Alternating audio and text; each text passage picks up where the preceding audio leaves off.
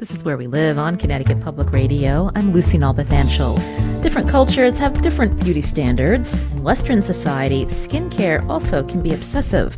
There's cleanser, toner, moisturizer, and when are you supposed to exfoliate?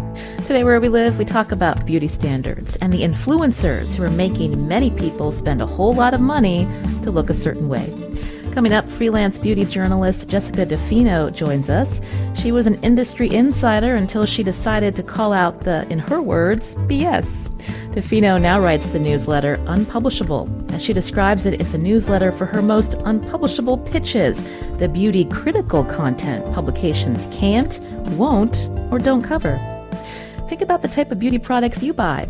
What influences you? You can join us, 888-720-9677. That's 888-720-WNPR. Share a comment on Facebook or find us on Twitter at Where We Live. Jessica DeFino joins us now on Zoom.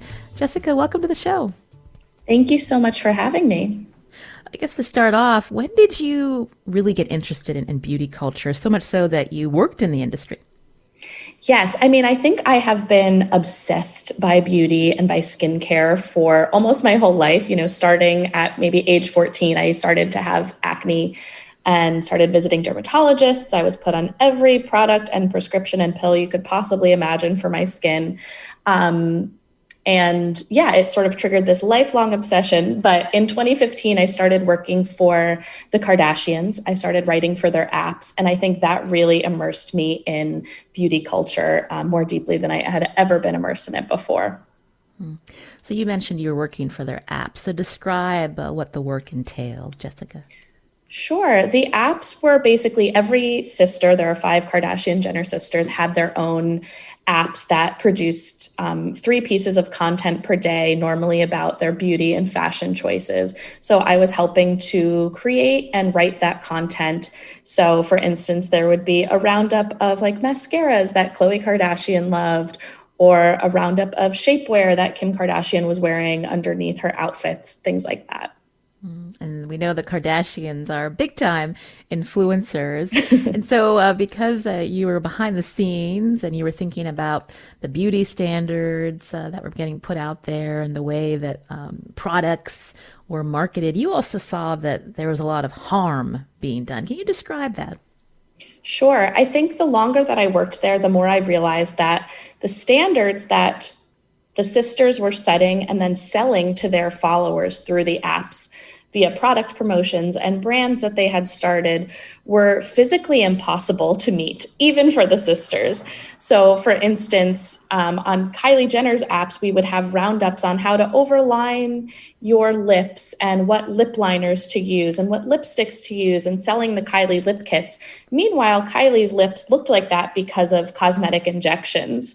On Kim's app, there would be all of this content about what skincare she used to get her skin that way. Meanwhile, the apps employed a full-time Photoshop artist to edit every image that was put out to the public. So I started to see how even celebrities don't live up to the beauty standard that they're setting. And it creates these really impossible expectations for the average person who thinks, I can look like that if only I buy the right product, or if only I get a Botox injection, or if only I could get plastic surgery. And the truth is that these standards are impossible to live up to, even for someone like the Kardashians. So there's a lot of deception, of course, to sell particular products. But when we think about, these standards that are put out there and how it's not achievable for people, maybe who want to look a certain way, that can, be also harmful to someone's mental health, Jessica. For sure. I think that is sort of my biggest realization in all of this. And part of why I'm so passionate about dismantling beauty standards and disrupting beauty culture is because so often these standards are sold to us as a form of empowerment, or you're told, this product will make you confident. There are literally products out there called confidence in a cream or self-esteem serum. So we really think that by achieving this standard of beauty, we're going to be happier. We're going to be better people. We're going to feel worthy. And the data just does not bear that out. The pressure to adhere to this impossible standard is associated with anxiety, depression, body dysmorphia, facial dysmorphia, eating disorder, self-harm, and even suicide. So we're sold this idea that we're going to be more confident, and the exact opposite thing happens. Again, you can join us. We're talking to beauty journalist Jessica DeFino, who writes the Unpublishable newsletter.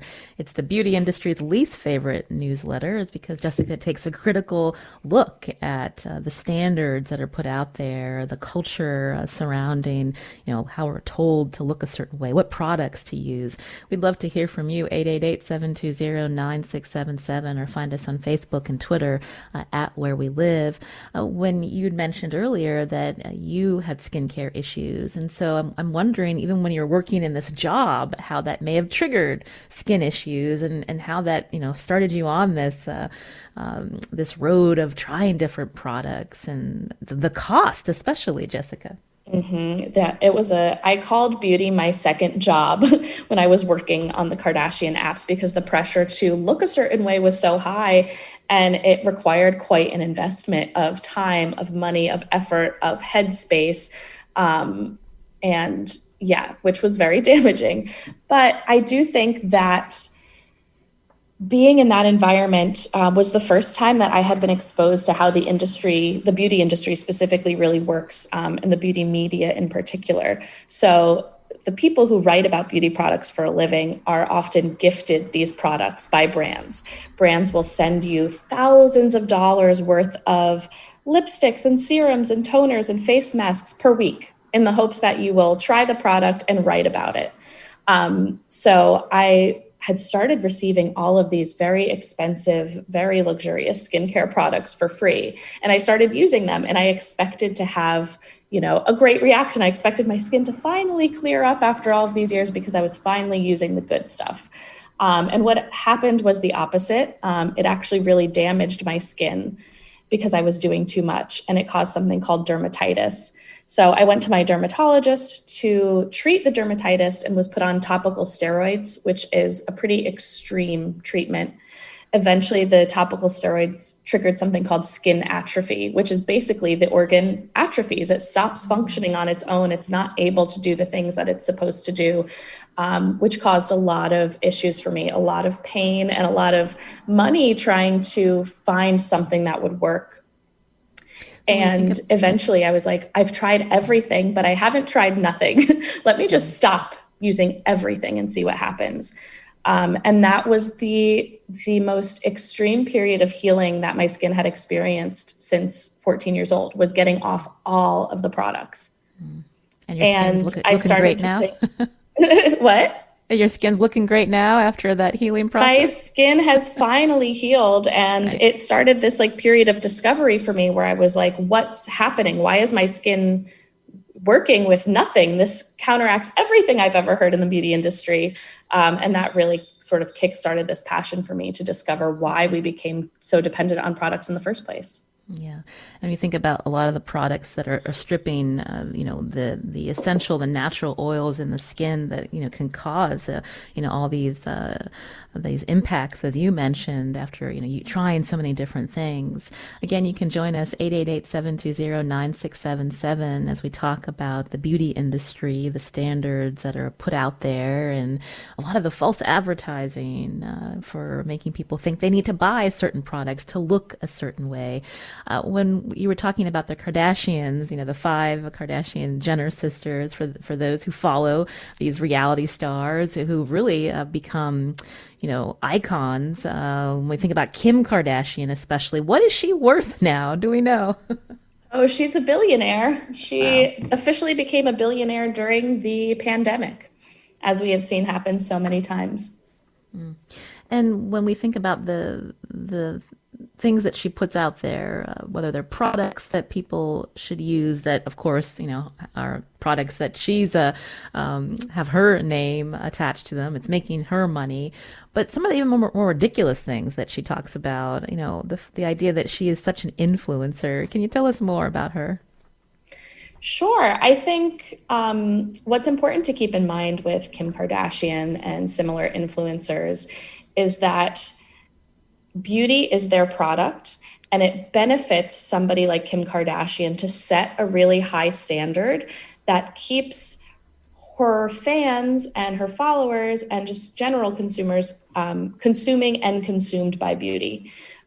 So you can basically look at the product lines that she has put out. You know, she has her makeup line, she has her skincare line, she has shapewear for, you know, making your body look slimmer and trimmer. Those are the standards that she's setting. And then she is directly profiting off of that. So she's profiting off of the harm of beauty culture. And I think that's something that's really not talked about enough, because so often we look at women in business, especially in the beauty business, and we say like, oh, wow, this is a woman doing great things, like an entrepreneur. She's making money. She's setting an example. But when that example is making billions of dollars off of other people's suffering, we really need to look more critically at that. And something that I think she said recently about her new skin, high-end skincare product and treatment, you know, the quote that how did she talk about aging and what she would do if she could look a certain way? This was the first line of the New York Times article about her skincare line. Was she said that she would eat poop every day if it made her look younger. And oh my gosh, I almost couldn't believe what I was reading. And then at the same time, I was like, well, of course, this is how beauty culture makes us feel. It makes us believe beauty is the most important thing we can have in the world, and that beauty is youth. So while the quote was so ridiculous, I do think that there are probably a lot of people out there who feel similarly, that they would do almost anything in order to look younger, because that is what our culture tells us is beautiful and tells us is something that makes us worthy. You can join us 888-720-9677 or find us on Facebook and Twitter at Where We Live. Valentina is calling in from Farmington. Valentina, what did you want to share? Hi. I was just going to share that as a woman of color, because I guess I've always been so far from what the beauty standards are. You know, starting with the fact that the beauty standard was not brown skin, and I knew I wasn't going to meet that. I feel it's made it a little easier for me to not hold that as a standard. And for women of color in general, if you even look at J-Lo, like I say to my kids now that it was when I was in high school that having a big butt became like a thing that you could be proud of. Previously, that was just yet another way in which women of color didn't meet the standard. It meant we were fat, right? So, I mean, the standard has been a mess for so long. And even as far as Kim Kardashian and that beauty culture, you know, on the one hand, I wish that she could use some of the power she has in the same way that, you know, she tries to make changes with criminal justice. Like, I wish she would try to change the beauty standards, because the fact is that she wouldn't be where she is right now if the beauty standards hadn't changed a little bit already. She would just be another woman considered fat because she's curvy. Right. And at the same time, that first line from the New York Times article, while it's crazy, I was glad that it was there, because like it's putting the crazy on display. And I'm hoping that it's crazy enough that people can start to see that like it makes no sense and it's harmful. And the amount of time and energy and resources that women devote to trying to attain these unachievable standards, like if we put that amount of time and energy and resources into the other areas of our lives, like how many of us would have a PhD or an MD or a JD? It's just, it's such a waste of resources, and not just for women, but like for the planet. It really is. Yes. Well, Valentina, thank you so much for those excellent points that you raised. Jessica, did you want to respond? I think those are great points, and those are things that I do try to highlight in my work a lot of the time, is that the standard of beauty is always moving. It is a moving target, and that is on purpose. And that's so that no one can ever reach it, and that keeps us consumers for life. And then especially again with the Kardashians, but we're seeing it throughout the entire beauty industry. So much of today's standard is about co-opting features from other ethnicities and grafting them onto white bodies. It is colonialism of the body. So we're seeing, you know, people like Kim Kardashian getting lip injections, getting Brazilian butt lifts, stealing features that are normally associated with Black women or Latina women and grafting them onto their own bodies, creating a new standard of beauty, profiting off of that, and harming all of the communities that they are stealing from in the process. So I think that's really important to point out, and that is a huge foundational problem with beauty culture. Right. One of our interns here at Connecticut Public highlighted an article about the fox eye trend. This was something that Teen Vogue wrote about a couple of years ago, where primarily white women would create a makeup look that gives their eyes a slanted, upturned look. But the irony was not lost on the Asian American community. They called it out for what it was, another instance of mainstream beauty standards plagiarizing from other cultures, and we know that slanted eyes have historically been one of the most common insults used against Asian people. Jessica. Yes, exactly. That is a perfect and terrible example of cultural appropriation that happens in beauty all of the time. And I think the fox eye makes a great case for the fact that when it's white women who are adopting this feature, it's praised as beautiful, but that hasn't translated to more acceptance in the Asian community. Like, in fact, we are seeing violence and discrimination against Asian Americans on the rise. And we have been seeing that for the past 2 years, particularly. So I think it's really tempting sometimes for people to make a bad faith argument and say, oh, it's fine to co-opt these features because it's normalizing them, it's making them beautiful, it's expanding the standard of beauty. But in practice, it doesn't actually ever help the community that these features are being co-opted from. It actually further harms the community, and again, creates a standard of beauty that is not achievable for anyone. You're hearing Jessica DeFino here on Where We Live. She's a freelance beauty journalist who writes the Unpublishable newsletter. Definitely check it out. It's the beauty industry's least favorite newsletter, taking a beauty critical look at the industry. If you're waiting to join our conversation, keep holding. We'll be back after a short break.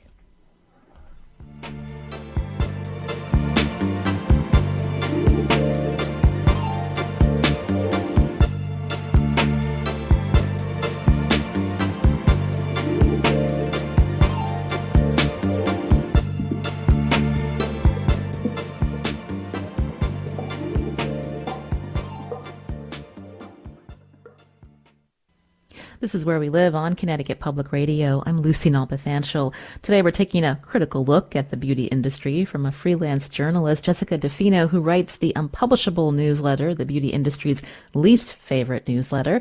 Now, what questions or comments do you have? Join us, 888-720-9677, or find us on Facebook and Twitter at Where We Live. Ada's calling in from Mansfield. Ada, what's your question or comment? Oh, doesn't look like Ada's there anymore. But I wanted to actually mention, Jessica, I saw a tweet that you put out recently. I don't want skincare products that help me look my best at any age. I want my innate humanity recognized when I look my worst. What were you responding to? Recently gotten a PR pitch. I mean, as a beauty reporter, I am on the receiving end of probably close to 1,000 emails a day, mostly from beauty, public relations, and marketing people trying to get me to cover a particular product. And something that I've been noticing a lot is the beauty industry has started adopting a pro-aging, in quotation marks, pro-aging mindset. They're trying to get away from this idea of anti-aging because they don't want to be negative anymore. They want to seem that they're pro-aging, they're accepting, they're inclusive. But what really bothers me about it is that they're using all of this accepting language to sell products that do the same thing as typical anti-aging products. So the other day I got a press release for a brand that was like, this will help you look your best at any age by reducing fine lines and wrinkles. And to me, that's just like, that's the problem with beauty culture, is that we focus on telling women how to look better in order to deal with a culture that doesn't appreciate them if they don't look beautiful, instead of focusing on how to change the culture so that women are treated with respect and dignity no matter what they look like. Like, I don't want to put effort in to look better. I want you to treat me like a human being when I don't look good, quote unquote good. Do you think that attitudes around aging have been evolving in the sense of, maybe not needing to you have certain makeup on, to embrace, your age spots, or maybe if you have a few wrinkles? I mean, I'm just wondering if you can talk about that, or do we still see a lot of toxicity where you have to look young all the time? I think that there has been maybe an increase in imagery that celebrates aging women getting older, and there has been an increase in, like I said, positive language. For example, I saw a campaign from a beauty brand the other day, and their whole campaign was about celebrating your age. And they had models of all different ages from 20s to probably 70s, and they showed a wide range of people, and they were celebrating that beauty, and they said, celebrate your fine lines. But then again, when you click through to the product they're selling, the product page says, this product will help you address fine lines and eliminate wrinkles. So I think we're seeing this sort of surface level acknowledgement that ageism is not okay and the beauty industry needs to change. But the industry hasn't put that into practice in terms of the products that they're selling. So it's a very layered and complicated issue. You mentioned beauty culture. There's also beauty culture brain, which you've written about. As harmful as eating disorders, Jessica? Yes, so I think a great comparison is to compare beauty culture to diet culture. I think in the past 5 to 10 years, there has been a huge focus on diet culture and how harmful it is. Diet culture, of course, being the messages that we get from the culture, from the media, from laws and policies, from the government, from our social circles, that being thinner is better, to be thin is the goal. And we've seen how that's actually a very harmful ideal that's not rooted in health, but often rooted in racism, in misogyny, in control. Beauty culture is the same way. So we have a culture all around us that is feeding us messages that say, beautiful is the most important thing you can be. When you are beautiful, you will be worthy. And we even see that with positive messaging that says, everybody's beautiful, or because you're worth it. It still sends the message that you have to look and feel beautiful. And what that does to our brains is it makes us ignore common sense in the pursuit of beauty, because we think this is the most important thing. So I think what we were talking about earlier with Kim Kardashian saying she would eat poop to look younger, that's a classic case of beauty culture brain. Beauty culture has clearly warped her sense of what is reasonable and what is common sense in pursuit of this ideal. Again, you can join us 888-720-9677 as we talk with Jessica DeFino, a freelance beauty journalist and writer of the Unpublishable newsletter.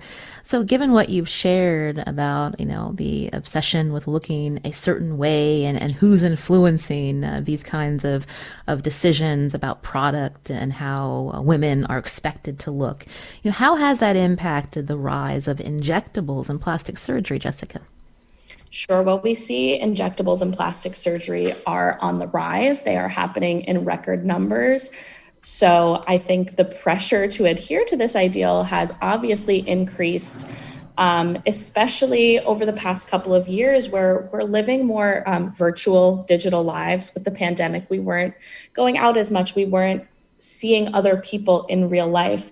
And so I think a lot of us have started comparing what we look like in the mirror as, three-dimensional human beings in real life to the images that we see, which are one-dimensional, flattened, photoshopped, face-tuned, filtered. And we think this is what beautiful is, and take those steps to try and make ourselves look as close as we can to a photoshopped image, which again is not realistic or even achievable, but it has contributed to this huge rise in injectable and plastic surgery procedures. And who are the people getting these procedures? Obviously, cost is a factor, but are you seeing younger people feeling the need to have Botox in their 20s? Yes. We are seeing a huge increase in young 20-somethings pursuing these procedures. Preventative Botox has been a huge selling point for the industry, selling you this idea that if you get Botox earlier, you won't get wrinkles and you'll never have to deal with wrinkles, which is, of course, a classic case of beauty culture brain. That's not real.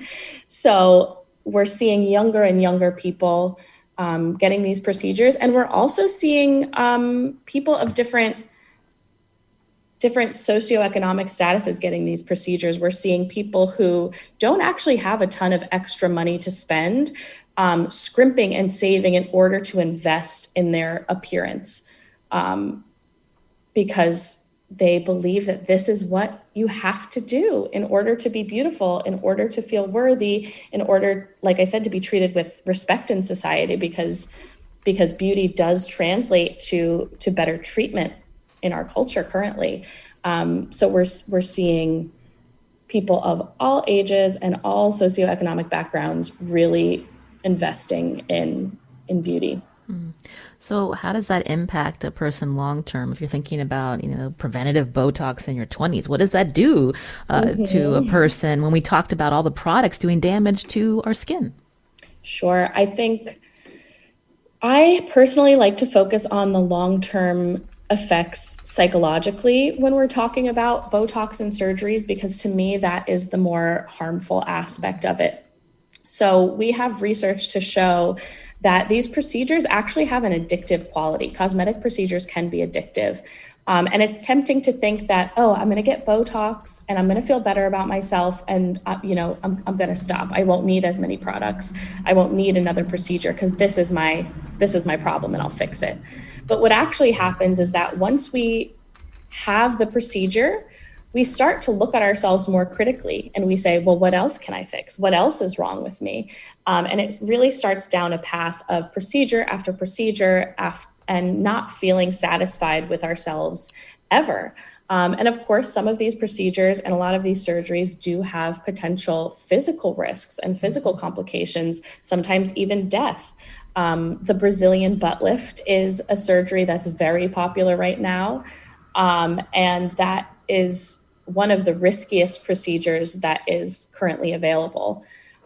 So there are layers to the psychological and physical harm of being sucked into this cycle of constantly getting procedure after procedure after procedure. My guest today is Jessica DeFino, writer of the Unpublishable newsletter. She's going to stay with us, and after the break, we'll talk about this rise in cosmetic surgeries and hear from a Yale professor who researches this from the lens of race and medicine. First, it's Connecticut Public's end of the fiscal year campaign. Have you supported Connecticut Public with a pledge? Here are two of my colleagues to tell you how.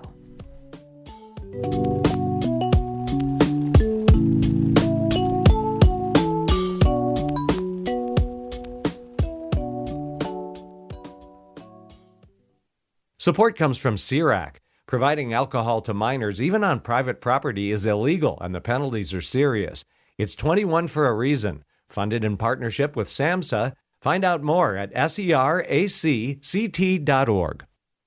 The Bureau of Alcohol, Tobacco, Firearms, and Explosives enforces gun laws already on the books. But can it do that when? We have an agency that has the power to protect Americans, and we're not funding it, we're not supporting it, and we have done outrageous things to it, like not allow it to use computers. The ATF and why enforcing gun laws has been made harder by design. That's on the next On Point. Listen this morning at 10. Science Friday fans, join the Cephalopod Week celebration, June 10th at Mystic Aquarium. It's a date night deep dive into the fascinating world of undersea creatures like squid and cuttlefish. Enjoy short films, games, and refreshments. You may even meet an octopus teacher of your own. Co-presented with Connecticut Public. Visit ctpublic.org/events for more info. Sponsored by Save the Sound. Support for business reporting on Connecticut Public Radio comes from the Dolan School of Business graduate programs, Metro Hartford Alliance, and Chelsea Groton Bank. Listen for the business report at 8:32 weekdays on Morning Edition. This is Where We Live on Connecticut Public Radio. I'm Lucy Nalpathanchel. We've been talking about the beauty industry with my guest, Jessica DeFino, a freelance beauty journalist, writer of the Unpublishable newsletter, the beauty industry's least favorite newsletter. Now, earlier we talked about cosmetic surgery, and the American Academy of Facial, Plastic, and Reconstructive Surgery says treatments rose dramatically in 2021, with an estimated 1.4 million procedures completed, and plastic surgeons performed an average of 600 more procedures than they did in 2020, a 40% increase. The most common procedures included rhinoplasty and facelift, but demand for non-surgical treatments grew as well. My next guest researches race, medicine, and markets, and is currently working on a book about cosmetic surgery, focusing on the multi-ethnic cases of the U.S. and Malaysia. Alka Menon is an assistant professor of sociology at Yale University. Alka, welcome to our show. Thanks for having me. So tell us about your research when we think about race and cosmetic surgery. So my research uses cosmetic surgery as a case for thinking about a different way that race can appear in medicine. A lot of attention more recently has focused in the last 10 years or 20 years has focused on how different genomic and genetic understandings in medicine use racial categories that we recognize from the social or political sphere to come up with new kinds of interventions and new definitions of race. But what I found really interesting about cosmetic surgery is that surgeons claim a kind of social expertise too, and a cultural expertise in what matters about and to members of different racial groups. So my research involves interviews with cosmetic surgeons and patients in settings around the United States as well as in Malaysia to capture these different textures of both physical appearance and cultural meanings of race. And what did you find in your research with Malaysia and how these different plastic surgeries are pursued? So in the context of Malaysia in particular, which is a smaller, about 30 million in population country in Southeast Asia, I found that cosmetic surgeons acted as sort of gatekeepers or translators of globally circulating beauty standards that would be recognized from popular media accounts in things like Bollywood movies or Korean pop bands to the local setting in Malaysia. So Malaysian cosmetic surgery has a domestic market. There are people who seek it from the locally residing racial groups, which include Malaysian Chinese, Malaysian Indian, and Malays. But they also have a reasonably robust medical tourist market from surrounding Asian countries and from New Zealand and Australia as well. And so Malaysian cosmetic surgeons would take these beauty ideals that patients came in requesting or that they themselves encountered through popular media sources and figured out how to and whether to translate them onto the bodies of these very different kinds of patients, different ages, different racial groups, and with different concerns about Botox relative to other kinds of surgical interventions. I definitely want to hear more about the medical tourism aspect that you mentioned. But when we think about who is getting plastic surgery, in this country, there's almost a level of prestige when you are able to get plastic surgery. It's expensive. I'm wondering what you found, Alka. Yeah, so I think that historically, cosmetic surgery was something that was primarily accessible to people with disposable income. Now, because of competition, because a lot of people in the space, because of the rise of more minimally invasive procedures like neuromodulators like Botox or fillers, the prices have become more accessible to a broader range of people. And so what is increasingly happening is the proliferation of different kinds of aesthetic ideals that people of different socioeconomic statuses can display, right? So it can be a form of conspicuous consumption of if you get something particularly noticeable or obvious so that you're signaling to the world that you've had some work done. But for other people, there's a premium put on natural looks, on tweaking things without anybody knowing that surgery has been done. Our guest Jessica DeFino mentioned the addictive nature of these cosmetic procedures. Is that something that your research also has found? So my research focuses a little bit more on cosmetic surgeons and that side of things. And so I encounter it primarily insofar as they are cognizant and concerned about it. And certainly among board certified facial plastic and plastic surgeons, there was an awareness that this was a concern and that they were both depending on some amount of return customers for business, right? Cosmetic surgery is a totally elective procedure that people are doing to enhance their appearance or feel better about themselves. And so there's not necessarily a clear line for an individual patient on, a one and done sort of thing. It's once you do it, as Jessica mentioned, you might have an orientation to thinking about pursuing more procedures in the future as your body changes or as ideals change. But surgeons also want to make sure that they have a satisfied customer at the end of the day, because patient satisfaction is ultimately the end result. That's the only thing that matters. And of course, the safety and health of the patient afterwards. And so, if a surgeon thinks that a patient is presenting with concerns that are unlikely to be addressed by their services, they're reluctant to operate because they don't want an unhappy patient afterwards who is going to keep coming back and asking, for more tweaks or write a bad online review about them. They do ultimately say that they're operating on happiness. And so they're trying to evaluate from the outset, is that something that can be affected here? And over what period of time is it likely to last? When we think about the ideals, what are the ideals, the types of surgeries that people are seeking out, whether in Malaysia or even the medical surgery, tourism, the people that are coming from overseas to get particular procedures, Alka? So this is something that varies a little bit by country. And nose jobs or rhinoplasties are popular in usually the top 3 in countries around the world. So the face is a very important area. In the United States, breast augmentations are the most popular or common surgical procedure that people seek. Their liposuction is also very popular in the United States, which is the procedure that removes fat. Sometimes it's combined with fat transfer, which means that the fat removed is put on another part of the body, often to emphasize a curvier feature. So these are some of the procedures that we see. In Malaysia, in addition, there is some popularity of the eyelid procedure to create the appearance of a double eyelid in people who have a single eyelid fold. Earlier we talked about, the appropriating from certain cultures to look a certain way and, the stigma that is also attached to particular features. And I'm wondering if you can talk about that as the stigma lessening.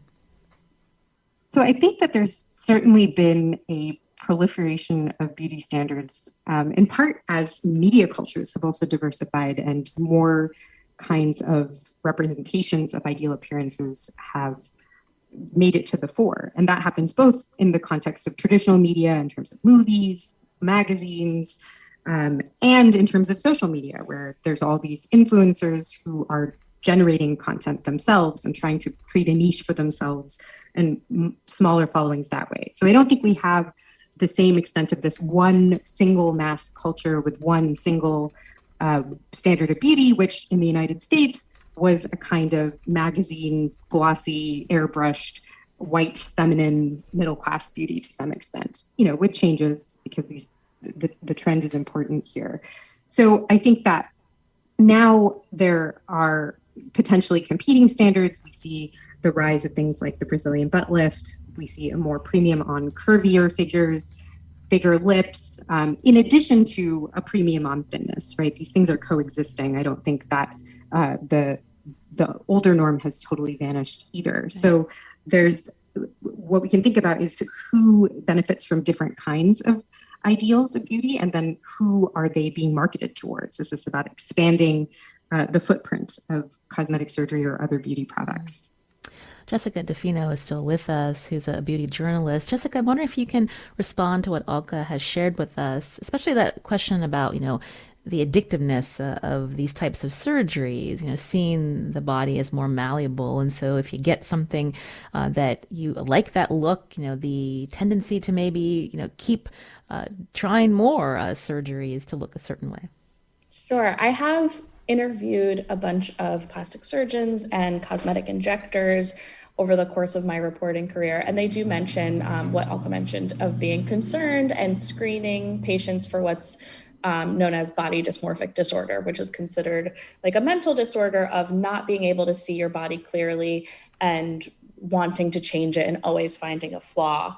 What I've noticed more anecdotally in my reporting when I am interviewing real people who are getting these procedures or real customers of the beauty industry is that I think we are underestimating how widespread this body dysmorphic or facial dysmorphic mindset is becoming, just based on the input that we're getting from social media, the use of filters and Facetune and Photoshop creating unrealistic expectations. And I think this mindset is more widespread than has been recognized by the medical community.